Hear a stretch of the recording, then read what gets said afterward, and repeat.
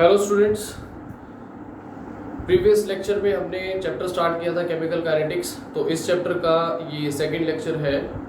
First lecture में हमने discuss किया था कि किसी केमिकल रिएक्शन का जो रेट है वो क्या होता है और रेट हम कैसे डिटरमाइन करते हैं। उसके बाद हमने पढ़ा था टाइप्स ऑफ रेट। दो तरह के रेट मैंने बताए थे तुम्हें, एक तो एवरेज रेट और एक इंस्टेंटेनियस रेट। आज का जो टॉपिक है वो है factors affecting rate of a chemical reaction. किसी केमिकल रिएक्शन के रेट से मतलब हमारा उसकी स्पीड से होता है, ठीक है। तो किसी केमिकल रिएक्शन के रेट को यानी कि उसकी स्पीड को कौन कौन से फैक्टर्स अफेक्ट करते हैं। तो सबसे पहला हम पढ़ेंगे, इसमें फैक्टर आता है नेचर ऑफ द रिएक्टेंट्स। मतलब रिएक्टेंट के नेचर पे डिपेंड करता है कि रिएक्शन का रेट यानी उसकी जो स्पीड है वो कम होगी या ज़्यादा। जैसे मैं तुम्हें एक एग्जांपल से बताता हूँ। फॉर एग्जांपल, नाइट्रिक ऑक्साइड को जब हम ऑक्सीडाइज करते हैं नाइट्रोजन डाइऑक्साइड में, बैलेंसिंग के लिए यहाँ 2NO लगा देते हैं, यहाँ पे 2NO2 हो जाएगा और यहाँ पे 2O2, सॉरी, ठीक है। एक तो ये रिएक्शन है, ये रिएक्शन जो है ये फास्ट है as compare to the reaction number, as compare to the formation of carbon dioxide from monoxide. इसमें भी 2 लग जाएगा, इक्वेशन बैलेंस्ड। ये रिएक्शन है स्लो। देखो, मैंने तुम्हें फर्स्ट लेक्चर में बताया था कि हर एक रिएक्शन का जो रेट है उसकी जो स्पीड है वो डिफरेंट होती है। रीजन क्या है? Because different amount of energy is required to break different types of bonds, ठीक है। And different energy is released when different bonds are set up between 2 atoms. Different energy चाहिए होती है डिफरेंट टाइप के bonds को तोड़ने के लिए। अब होता क्या है, रिएक्टेंट में क्या होता है, रिएक्टेंट के बॉन्ड टूटेंगे। रिएक्शन में होता क्या है, पुराने बॉन्ड टूटते हैं, नए बॉन्ड बनते हैं। तो रिएक्टेंट के नेचर पे डिपेंड करेगा, because different kind of bonds needs different kind of energies, ठीक है। तो ये पहला फैक्टर है कि रिएक्टेंट के नेचर पे डिपेंड करता है कि रिएक्शन स्लो होगी या फास्ट होगी, यानी उसका रेट। दूसरा फैक्टर हम इसमें डिस्कस करेंगे टेम्परेचर। उससे पहले पढ़ लेते हैं कॉन्सेंट्रेशन। ये बहुत इंपॉर्टेंट टॉपिक है, कॉन्सेंट्रेशन ऑफ द रिएक्टेंट्स। देखो, तुमने एक लॉ पढ़ा होगा, law of mass action, class 11th में इक्विलिब्रियम चैप्टर में था। और वो लॉ भी यही कहता था कि किसी भी केमिकल रिएक्शन का जो रेट है that is directly proportional to the concentration of the reactant. मतलब ये greater the concentration of the reactant faster will be the chemical reaction, means higher will be the rate of the chemical reaction. तो यही है, greater the concentration of the reactants, जितनी ज़्यादा होगी concentration reactants की, faster is the chemical reaction। यानी concentration ज़्यादा होगी तो reaction का rate यानी उसकी स्पीड भी क्या होगी, ज़्यादा। अब बात करते हैं तीसरे फैक्टर की, जो कि है टेम्परेचर। देखो, टेम्परेचर तो एक कॉमन फैक्टर है जो ऑलमोस्ट कोई भी चीज़ हम पढ़ते हैं तो उसमें एक फैक्टर होता है टेम्परेचर। अब टेम्परेचर का क्या है कि जैसे जैसे हम टेम्परेचर बढ़ाएंगे तो रिएक्शन का रेट यानी उसकी स्पीड भी बढ़ जाएगी, ठीक है। तो टेम्परेचर भी क्या है, डायरेक्टली प्रोपोर्शनल, ठीक है। वही है, with the increase in temperature rate also increases. जैसे जैसे टेम्परेचर बढ़ाएंगे तो रिएक्शन का रेट भी बढ़ेगा।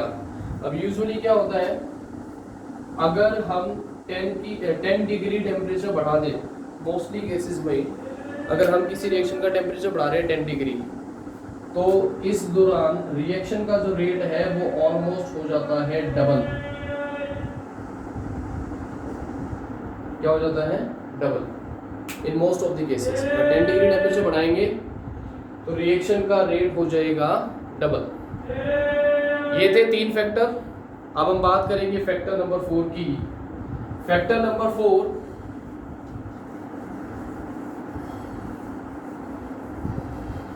जो कि है इफेक्ट ऑफ कैटलिस्ट। अब सबको ये तो पता ही है कि कैटलिस्ट का काम क्या होता है, रिएक्शन के रेट को बढ़ाना, यानी उसकी स्पीड को बढ़ा देना। वैसे तो कैटलिस्ट दो टाइप के होते हैं, एक पॉजिटिव और एक नेगेटिव। पॉजिटिव वो जो रिएक्शन के रेट को बढ़ा देते हैं, नेगेटिव वो जो उसके रेट को कम कर देते हैं। बट यूजुअली हम जो कैटलिस्ट यूज करते हैं वो रिएक्शन के रेट को बढ़ाने के लिए यूज करते हैं। तो adding a catalyst in A chemical reaction makes it faster, यानी कि कैटलिस्ट ऐड करने से रिएक्शन का रेट बढ़ जाएगा, यानी उसकी स्पीड बढ़ जाएगी। ठीक है, उसके बाद इसमें एक टॉपिक और आता है surface area of the reactants. देखो भाई, जितना ज्यादा सरफेस एरिया होगा रिएक्टेंट का उतनी ही रिएक्शन होगी फास्टर। ठीक है, greater the surface area faster is the chemical reaction. इस चीज को समझाने के लिए मैं तुम्हें एक एग्जांपल भी दे सकता हूं अपनी एवरीडे लाइफ से। जैसे विंटर्स में हम लकड़ियां जलाते हैं, ठीक है। मान लो मेरे पास 50 ग्राम मास की वुड है, लकड़ी है, लेकिन दो फॉर्म में है, एक in the form of ply और एक in the form of log. दोनों का वेट सेम है, ये बहुत ही थिक है, ये गट्ठा है। ठीक है, अब ये बताओ इनमें से किसको जलाना आसान होगा और कौन जल्दी से जलेगा फास्टली? ऑफ कोर्स ये जो पतली जो एक पलाई की फॉर्म में होगी ये जल्दी से जल जाएगी एज कम्पेयर टू लकड़ी का गट्ठा। रीजन, इसका सरफेस एरिया क्या है, ज़्यादा, तो रिएक्शन क्या होगी, फास्ट। एक बार ये आग पकड़ लेगी तो एकदम से जल जाएगी कंपैरेटिवली दिस। तो कहने का मतलब ये है कि अगर सरफेस एरिया रिएक्टेंट का ज़्यादा होता है तो रिएक्शन भी क्या होती है, फास्ट। तो ये एवरीडे लाइफ में मैंने एक एग्जांपल उठा के तुम्हें बताया, इसको कर लेना। इसके बाद factor number 6, effect of light. देखो भाई, लाइट भी एक फैक्टर है जो रिएक्शन के रेट को अफेक्ट करता है। जैसे कि देखो दो तरह की रिएक्शन होती है, एक फोटोकेमिकल रिएक्शन और एक डार्क। फोटोकेमिकल रिएक्शन वो होती है which takes place only in the presence of light, ठीक है, और लाइट की प्रेजेंस में वो हो जाती है फास्ट। तो लाइट का भी एक रोल होता है। और कुछ रिएक्शन जो है वो डार्क रिएक्शन होती है which do not take place in the presence of light. ठीक है, लाइट की रिएक्शन, सनलाइट की रिएक्शन तुमने ऑर्गेनिक में पढ़ी होगी, जैसे हेलोजिनेशन और मिथेनियस। के अलावा आप एक एग्जांपल ये भी ले सकते हो, formation of H2 + Cl2 to give 2HCl, it takes place in the presence of light। तो कुछ रिएक्शंस को कराने के लिए और फास्टली कराने के लिए वी नीड लाइट। तो ये कुछ फैक्टर्स हैं जो किसी रिएक्शन के रेट को यानी कि उसकी स्पीड को अफेक्ट करते हैं। समझ आ गया? चलो ठीक है। इसके बाद आज हम टॉपिक करेंगे discuss rate, low and order of a chemical reaction. तो किसी भी केमिकल रिएक्शन का जो रेट है वो कुछ फैक्टर्स पे डिपेंड करता है जो हमने अभी डिस्कस किया है। ठीक है, तो हमारा एक टॉपिक कंप्लीट हो गया है, rate of a chemical reaction, how we can calculate the rate of a chemical reaction, types of rates जिसमें हमने पढ़ा एवरेज रेट और इंस्टेंटेनियस रेट, और factors affecting the rate of a chemical reaction. अब हम आते हैं अपने सेकेंड टॉपिक पे जो कि है rate, low and order of a chemical reaction. वो हम आगे बढ़ेंगे। अब हम बात कर लेते हैं रेट लॉ की। ठीक है, रेट लॉ पढ़ने से पहले मैं तुम्हें एक टॉपिक डिस्कस करूंगा, लॉ ऑफ मास एक्शन, और बेसिकली इनको डिफरेंशिएट करते हुए हम इसको डिस्कस करेंगे। एक तो रेट लॉ और एक लॉ ऑफ मास एक्शन। ठीक है, देखो दोनों में डिफरेंस क्या है। हमने एक रिएक्शन कंसिडर कर ली, इस चैप्टर में रिएक्शन हम यही लेके चलेंगे, आर से P. R stands for reactant and P stands for product. हमने एक रिएक्शन कंसिडर कर ली। अब लॉ ऑफ मास एक्शन ये कहता है, जो कि 11th क्लास इक्विलिब्रियम में भी तुमने पढ़ा होगा, कि किसी भी केमिकल रिएक्शन का जो रेट है यानी जो उसकी स्पीड है that is directly proportional to the molar concentration of reactant. और ये तो हमने अभी फैक्टर में भी पढ़ा है कि जितनी ज़्यादा कंसंट्रेशन रिएक्टेंट की होगी उतना ही ज़्यादा उस रिएक्शन का होगा रेट, यानी उसकी स्पीड होगी ज़्यादा। तो मतलब अगर मैं इस रिएक्शन पे अप्लाई करूँ रेट, द रेट रिएक्शन को हम थोड़ा और चेंज कर लेते हैं, कोफिशिएंट की टर्म में ले लेते हैं। ये रिएक्शन ले लिया क्योंकि कोफिशिएंट फैक्टर भी काम करेगा, इसलिए हमने रिएक्शन को चेंज कर लिया। रिएक्शन ले ली a plus B give rise to b, p product a और b रिएक्टेंट है, और ये जो स्मॉल a और स्मॉल b है ये है कोफिशिएंट। ठीक है, कोफिशिएंट की टर्म में इसको पढ़ते हैं। तो सिंपल जो लॉ ऑफ मास एक्शन था वो ये था, the rate of a chemical reaction is directly proportional to the molar concentration of reactant. और अगर रिएक्टेंट दो है तो उन दोनों रिएक्टेंट की मोलर कंसंट्रेशन के डायरेक्टली प्रोपोर्शनल तो उनका प्रोडक्ट होगा। ठीक है, और उनकी कंसंट्रेशन की जो पावर है वो किसके इक्वल होगी, उनके कोफिशिएंट के इक्वल। मतलब ये कि अगर इस इक्वेशन पर, इस रिएक्शन पे मैं लॉ ऑफ मास एक्शन लगाऊं तो इस केमिकल रिएक्शन का जो रेट है that is directly proportional to the product of molar concentration of both the reactants, and both the reactants will raise to some power that will be equal to their stoichiometric coefficient।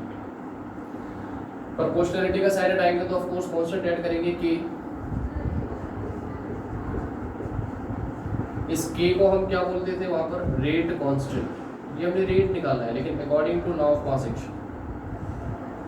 ठीक है, directly proportional है वही to the product of molar concentrations of reactants, each reactant raise to some power that is equals to its stoichiometric coefficient। अब इसी equation पे अगर मैं rate law लगाऊं, रेट लॉ क्या कहता है कि इस रिएक्शन का जो रेट है again that will be directly proportional to the product of molar concentration of reactants. वो तो इसने भी कही थी बात, लेकिन रेट लॉ ये कहता है कि each reactant will raise to some power that may or may not be equals to its stoichiometric coefficient। मतलब कि फर्क ये है, रेट लॉ कहता है कि जो कोफिशिएंट है वो, जो इनकी पावर है वो हमेशा कोफिशिएंट के इक्वल होगी। रेट लॉ ये कहता है कि इनकी जो पावर है वो कोफिशिएंट के इक्वल हो भी सकती है और नहीं भी। तो जो रेट लॉ, अच्छा पहले इसको प्रोपोर्शनलिटी को साइन को हटा लेते हैं। प्रोपोर्शनलिटी का साइन हटाएंगे तो कांस्टेंट ऐड होगा k, a की पावर अल्फा इनटू b की power beta. Again this is rate constant. अब बात ये है कि रेट में कहता है कि जो कोफिशिएंट, जो इनकी पावर है ना, रिएक्टेंट की मोलर कंसंट्रेशन की जो पावर है वो उनके कोफिशिएंट के इक्वल हो भी सकती है और नहीं भी हो सकती है। कुछ केसेस में सेम भी होती है और कुछ केसेस में होती है डिफरेंट। तो हमें ये वाला लॉ फॉलो करना है, रेट लॉ, क्योंकि एक्सपेरिमेंटली जब हम रेट निकालते हैं रेट लॉ से तो कुछ केसेस में पावर के इक्वल हो भी जाती है और कुछ केसेस में नहीं भी होती है।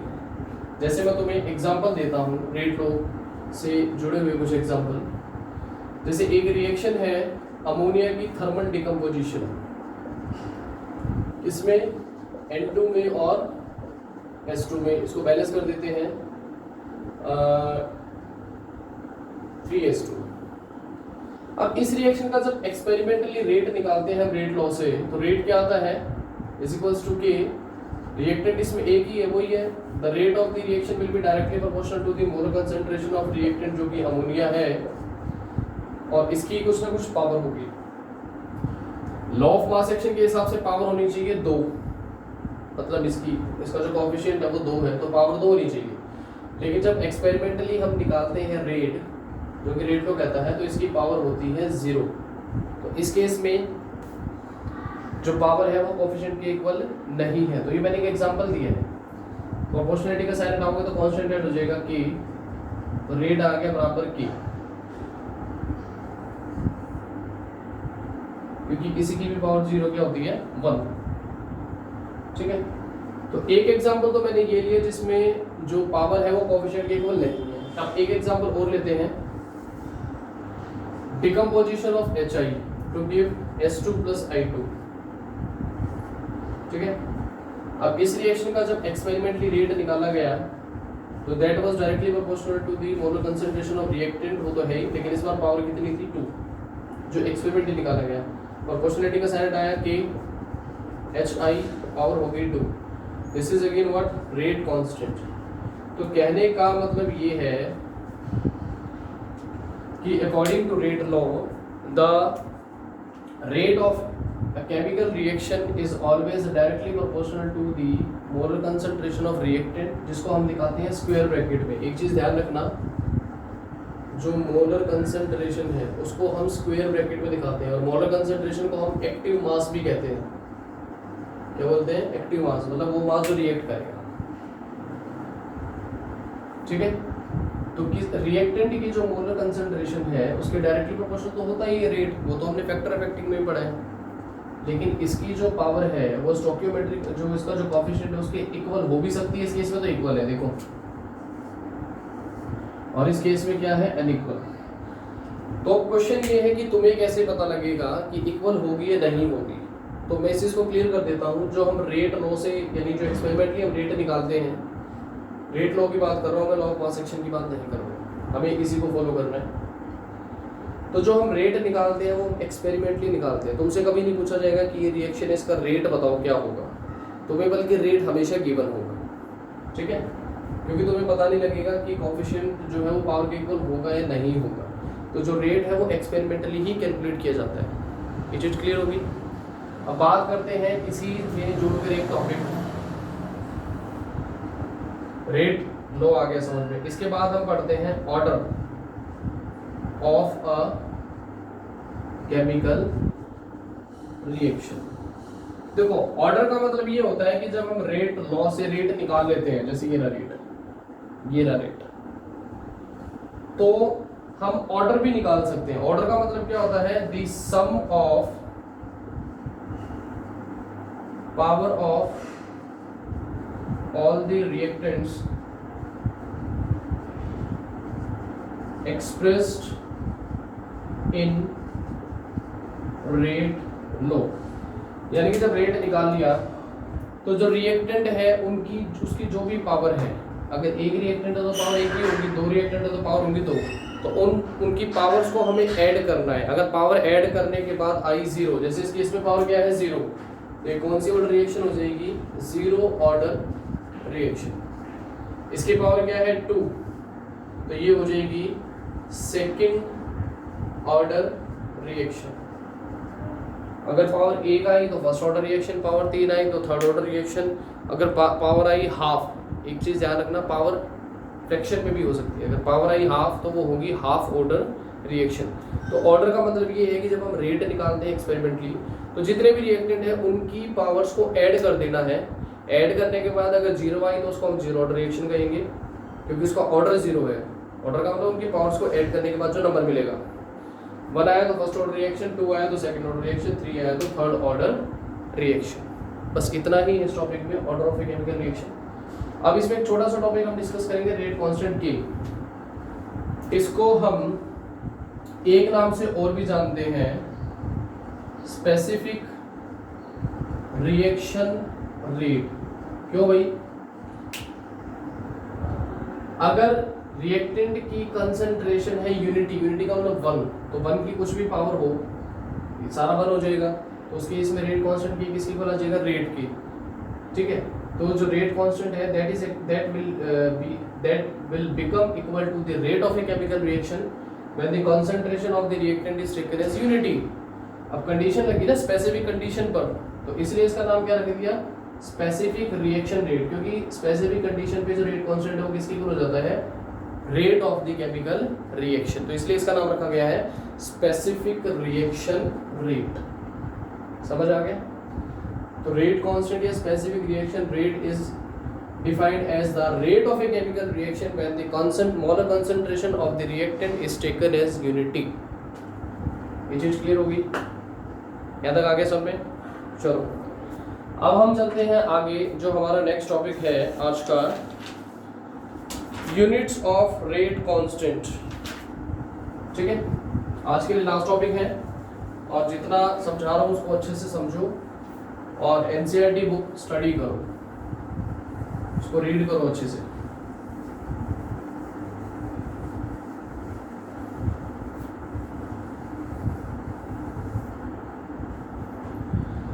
अब हमने दो तरीके से रेट निकालना सीख लिया है, एक तो रेट लॉ और एक जनरल जो रेट निकालते हैं वो change in concentration bye time taken.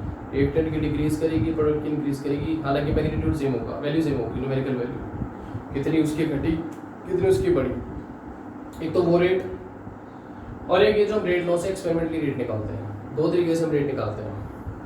अब हम बात करेंगे, एक डेरिवेशन करेंगे हम for the unit of rate constant जो कि है के, कि रेट कांस्टेंट के की यूनिट हम कैसे निकाल सकते हैं फॉर डिफरेंट ऑर्डर रिएक्शंस। ठीक है, तो एक फॉर्मूला है हमारे पास रेट कांस्टेंट की निकालने का फॉर्मूला क्या है, कंसंट्रेशन की power 1 minus n by time. पहले तो हम ये फॉर्मूला ड्राइव करेंगे। ठीक है, पहले तो फॉर्मूला देख लो क्या है, रेट कांस्टेंट की यूनिट निकालने का फॉर्मूला है for different order of reaction. मान लो हम निकाल रहे हैं for zero order reaction. Zero order reaction के लिए तो हमें n की जगह जीरो रखना है, तो रेट कांस्टेंट की यूनिट क्या आएगी, n की जगह जीरो रखो, 1 माइनस जीरो 1, हाली concentration by time, concentration molarity लेनी है, वही मोल पर लीटर टाइम हो गया पर सेकेंड। तो ये रेट कांस्टेंट की यूनिट आ गई for zero order reaction. Question उल्टा भी पूछा जा सकता है कि रेट कांस्टेंट की यूनिट दे दी और पूछ लिया कौन सी ऑर्डर रिएक्शन है, कौन सी है, जीरो। अब बात करते हैं for first order reaction. First order reaction के लिए n की वैल्यू रखनी है 1, ऑफ कोर्स फर्स्ट का मतलब एक ही हो गया, के की यूनिट देखो यहाँ पे n की जगह 1 रखो, 1 में से बन गया 0, किसी की भी बार 0 क्या होती है 1, तो 1 बाय टाइम यानी कि रेट कांस्टेंट की यूनिट क्या आ गई पर सेकेंड। ऐसे ही आप निकाल सकते हो फॉर सेकेंड ऑर्डर रिएक्शन। बताओ भाई n की वैल्यू क्या हो गई 2, यहाँ पे 2 रखोगे तो 1 माइनस 2 माइनस 1, कॉन्सेंट्रेशन का इनवर्स, इनवर्स यानी इसका उल्टा हो जाएगा ये, तो रेट कांस्टेंट की यूनिट क्या आएगी पर मोल लीटर पर सेकेंड। ऐसे ही हम निकाल सकते हैं फॉर थर्ड ऑर्डर रिएक्शन, ऐसे ही हम निकाल सकते हैं फोर्थ ऑर्डर रिएक्शन, बस n की वैल्यूज रखनी है। तो ये टॉपिक था यूनिट ऑफ रेट कांस्टेंट की हम कैसे निकालेंगे, इस फॉर्मूले से निकालेंगे। अब ये फॉर्मूला मैं करा देता हूँ ड्राइव। देखो कोई भी डेरिवेशन है वो हम इसलिए करते हैं कि मान लो कल को हम फॉर्मूला भूल जाएंगे तो हम डेरिवेशन से फॉर्मूला ड्राइव कर सकते हैं। ये फॉर्मूला आया कहाँ से, ठीक है। देखो भाई हमें रेट कांस्टेंट की या स्पेसिफिक रिएक्शन रेट की यूनिट निकालनी है, तो हम एक रिएक्शन कंसिडर कर लेते हैं। Consider a nth order reaction, एक वो रिएक्शन जिसका ऑर्डर n है, ऑर्डर क्या है n है, तो उस पर हम अप्लाई करते हैं, उसका रेट निकालते हैं। रेट क्या आएगा वही change in concentration bye time taken, change in the concentration of either reactant और प्रोडक्ट बाय टाइम टेकन। ठीक है, अब यहाँ पे नेगेटिव लगाने की जरूरत नहीं है, नेगेटिव पॉजिटिव, क्योंकि हम यूनिट्स को ड्राइव कर रहे हैं। ठीक है, क्योंकि चेंज तो प्रोडक्ट की भी होती है ना, रिएक्टेंट की घटती है और प्रोडक्ट की बढ़ती है। तो या तो यहाँ पे आप सिंपल ऐसे लिख लो change in the concentration of either reactant और प्रोडक्ट बाय टाइम टेकन। ये एक सिंपल रेट निकालने का फॉर्मूला है, सबको पता ही होगा। अब रिएक्शन हमने कंसिडर जो की है वो ये वाली माननी है आर से बी।